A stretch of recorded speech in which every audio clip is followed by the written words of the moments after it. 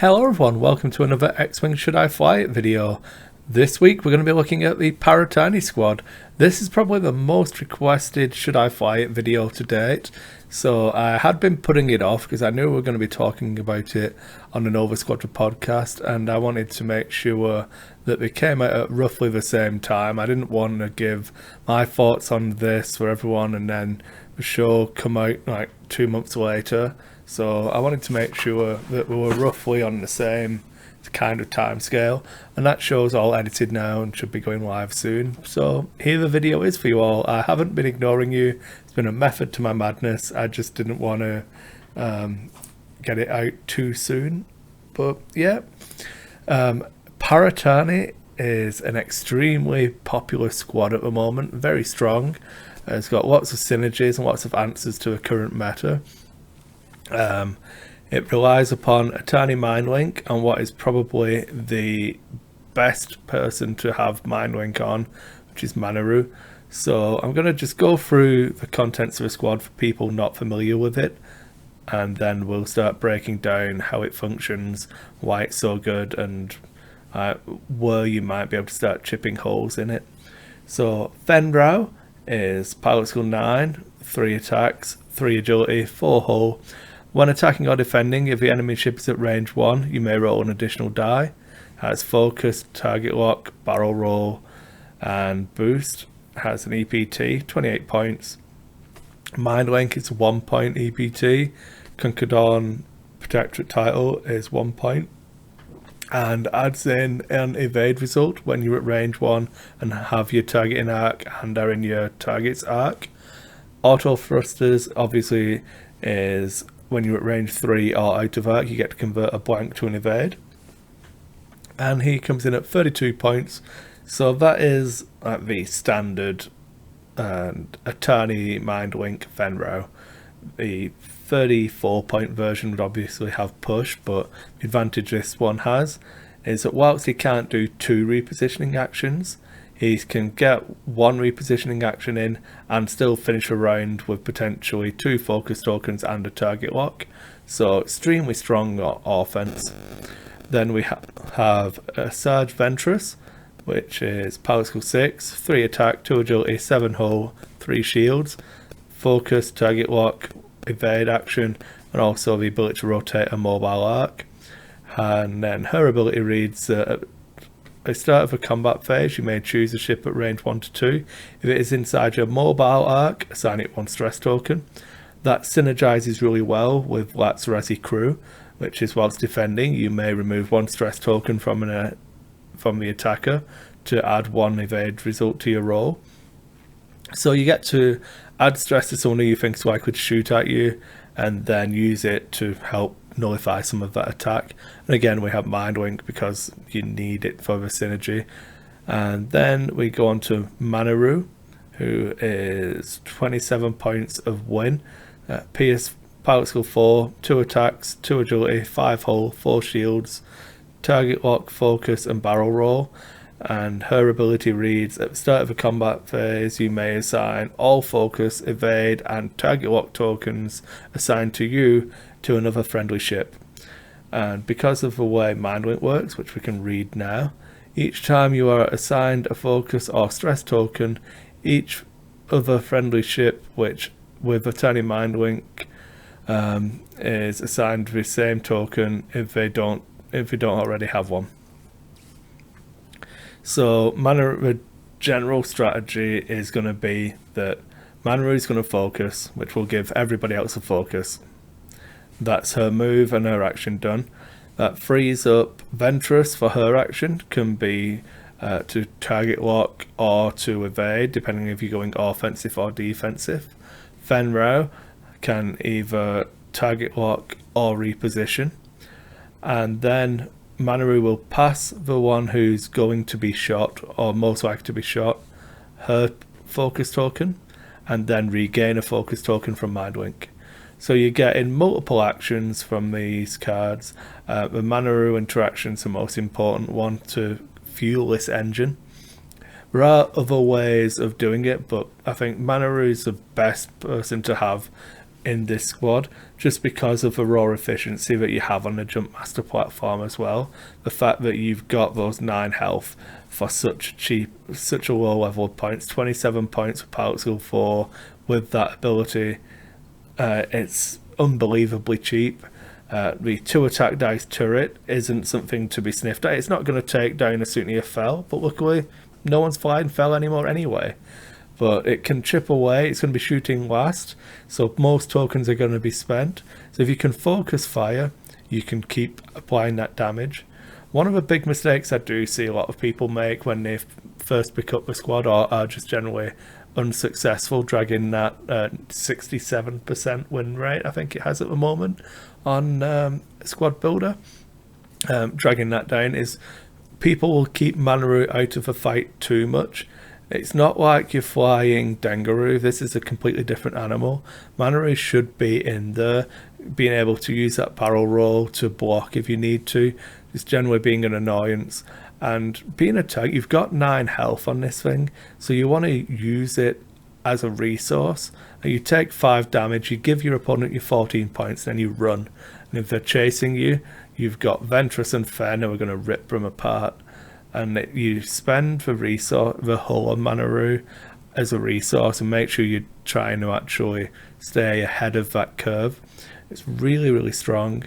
Ventress is an excellent late game ship. Even if she's on her own and Mindlink isn't doing anything, between the evade action and Latts, you're nullifying 2 damage around before you roll any evade dice. So it's just extremely powerful in the end game. And Fenn hits like a truck. His damage potential is pretty high if you're rolling the 5 dice attack through range 1 and having the target lock and focus. You're 97% for a hit on a die with target lock focus, something like that. I can't remember full math wing stuff. It's not really my bag anyway, but let's just say you're highly likely to be getting 4 or 5 hits when you do this attack. And his defense isn't anything to be sniffed at as long as you're at range 1 or range 3. If you get caught at range 2 in arc, you can go down pretty quickly, but that's the only concern with flying this list, is you set your arc for Ventress to make sure you can control where she's going to be shooting. You plan your approach with Mannaroo, and you plan for Fenn to never sit at range 2 of someone.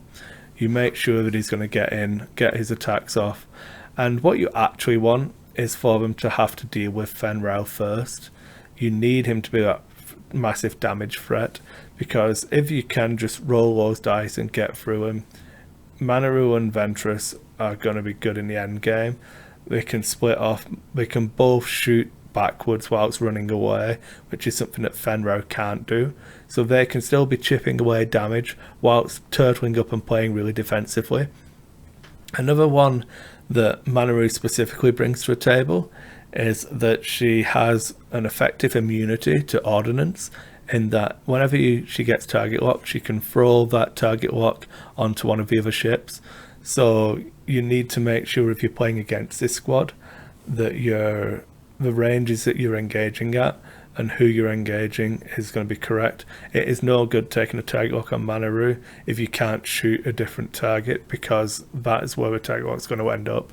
A good Parattanni player is going to abuse that rule to its fullest and make sure that your target locks are wasted and you're having to keep reacquiring them.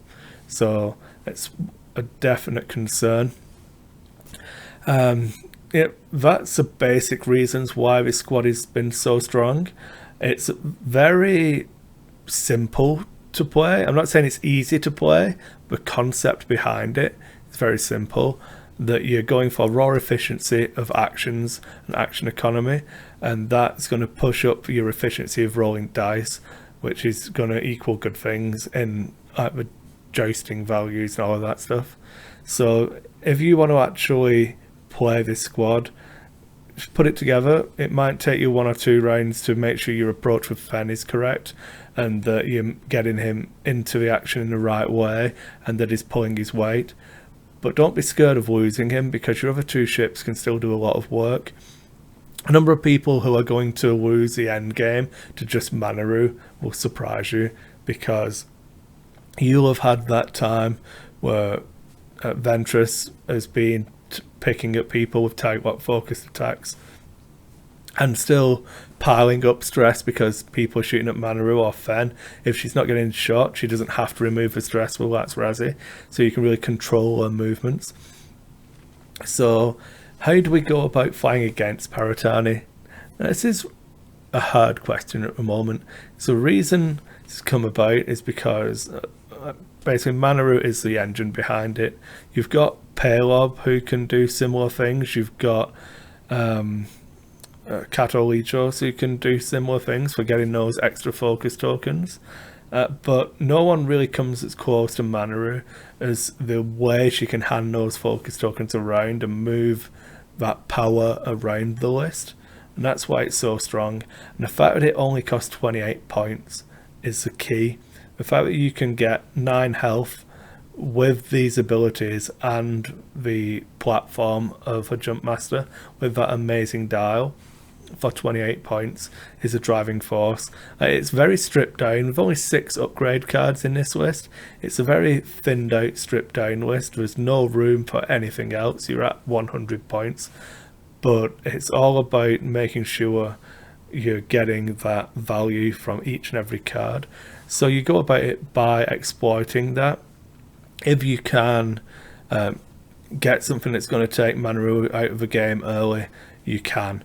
If you go through something like getting rid of Ventress, you can. If you can alpha something off really early without taking too much damage, like if Fenn dies and hasn't done any damage to you, you're going to be in an advantageous position. So PS10 Decimator is one of the ones I've been talking about with Vader on there. If you can take Fenn out for the exchange of maybe 4 or 5 hits on the Decimator, I think that puts you in an advantageous position. I've had people argue against that, saying that still isn't good enough, but it depends on the support chip you put with it and how easily you can add that extra damage to Ventress. And it's all about trying to keep the engagement at range 3 at that point, so that, yeah, she'll be rolling 3 dice with a focus and an evade, but is that better than getting in and letting her put stress on you? The other things you can do is anything that can acquire a target lock on Mannaroo in the combat phase.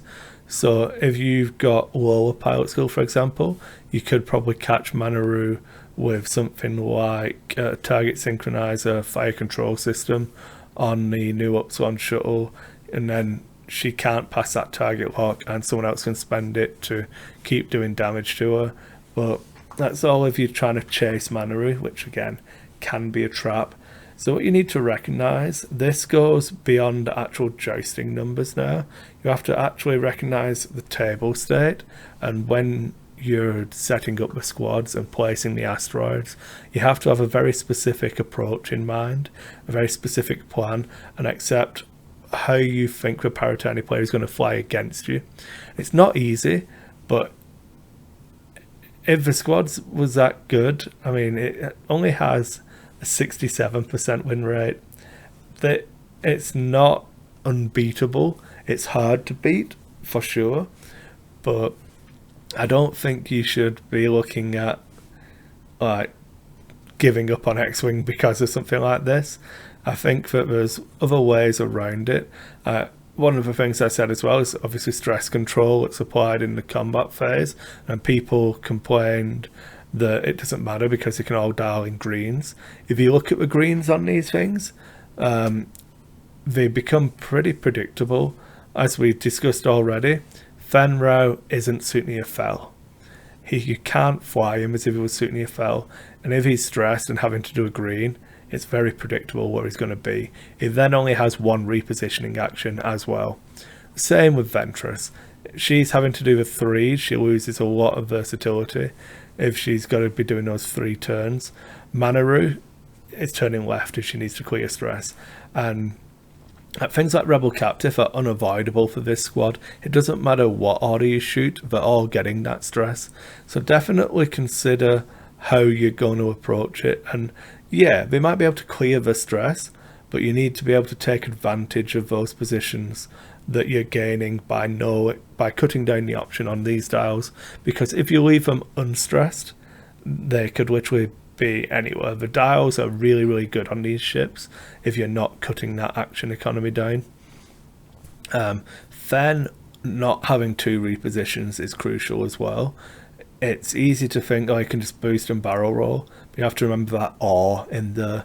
It gives him a lot of versatility, but most of the time he's going to be using it to get within range 1 of you.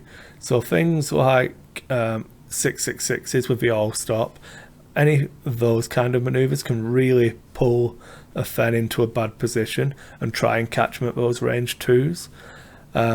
Ventress, while she does a decent amount of damage, I think I've spoken about this in the past, against a lot of things nowadays, having a 3 dice attack target lock focus doesn't really just blow things out of the water anymore.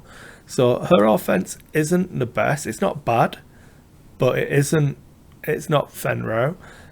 Her key to her survivability is that Latts Razzie. So a Boba Fett upgrade on here is really, really crippling. Getting rid of Latts is probably the way I would be looking at going. Anything that you can do where if you've got TLTs can engage from range 3, so she can't be putting that stress on you and isn't gaining that extra dice. HLCs, anything like that where you benefit from fighting at a longer range are going to be good. I do think this list is susceptible to TLT damage. Not having the evade token and the fact that Fenro's approach is going to want him to come in arc, if you can really do some interesting things. I think tractor beams do well against this list as well. Being able to just reduce the agility so that Latts is having less of an impact because it isn't behind the dice. Anything like that is really, really strong. Just helps you push that damage through. The thing that you've got to remember is just trying to stay ahead of that damage curve, and the key to that is recognizing where the threat to your specific list is going to come from, whether that is Ventress applying stress to you, Mannaroo messing with your target priority by moving target locks around, or whether it's the fact that you can't stand up to Fenn at range 1. You've got to recognize that and play around that key, and that's the biggest strength and weakness of this list is that it's really versatile, but it can only be versatile in one specific way of where those focus tokens are going. So hotshot co-pilots really force it to start misspending those tokens. If you've got a TLT ship with hotshot co-pilot, let's go, I don't know, an attack shuttle can do that. I'm trying to think now of a ship that can do it. That's whoever Mannaroo passes the tokens to, they're all gone from those 2 attacks.